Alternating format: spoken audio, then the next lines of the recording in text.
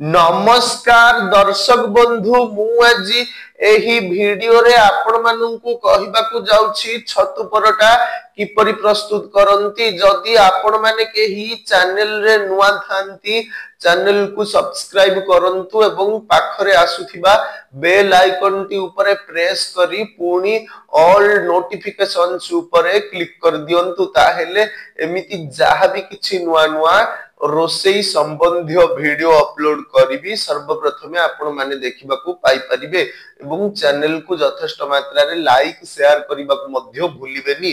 ताहेले चलंतु देखिनबा छतु परोटा किपरि प्रस्तुत करंती एवं एथि पई कोन कोन सामग्री प्रथमे नेबा को हुए।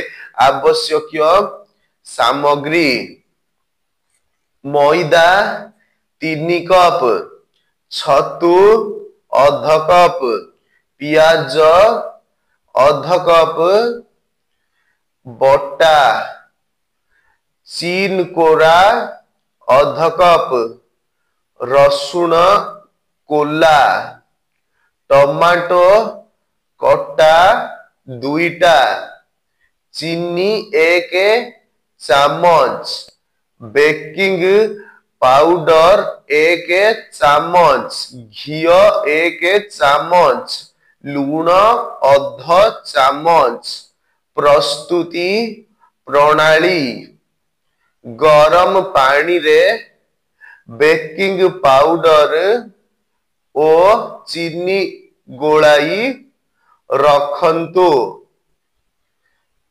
मैदा रे चीनी पानी दली किछि समय ओदा कनारे घोड़ाई रखंतु। एहा फुली गले आउ थरे दली गुला करी रखंतु।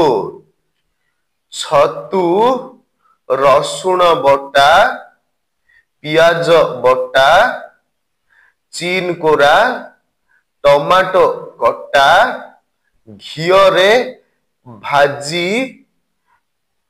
गुलाई मझिरे देई